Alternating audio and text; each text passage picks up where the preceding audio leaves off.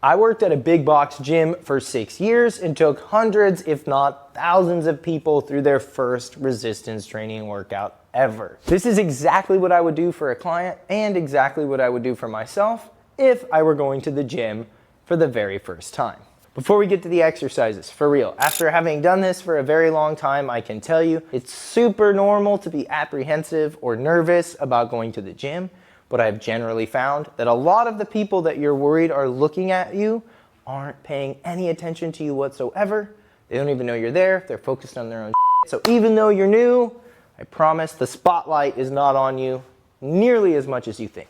The very first thing I would do is find some type of cardio equipment you don't hate. It can be a bike, it can be a treadmill, a Stairmaster, a rower. Just sit your on it and warm up for 8 to 10 minutes. It's good for your heart, it's good to center your mind, and it's good to burn off some of the anxiety of, holy shit, I'm in the gym. Once you're warmed up, efficiency is key. Get right into the hardest work you have to do for the day when you are the freshest. For most people, this looks like big muscles, complex movements. So we'll start with legs. Now, working at a big box gym with a lot of general population, sometimes even just body weight squatting is enough to get started. But things like goblet squats, barbell squats, or leg presses are fine.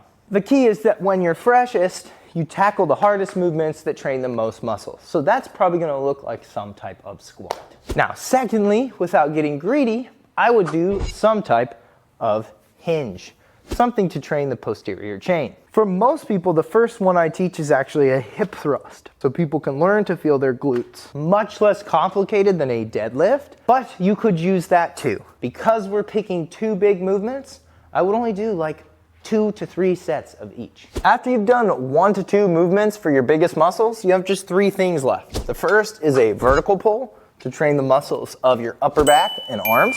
The second is a horizontal pull to train the mid back and posterior shoulder. This also trains the core. And the last move is some type of press. It can be an incline press, a shoulder press, or even regress to something like a push-up. Those 5 things train every muscle in your body, and if you're totally new, 1 to 3 sets of 5 of those exercises is all you are going to need.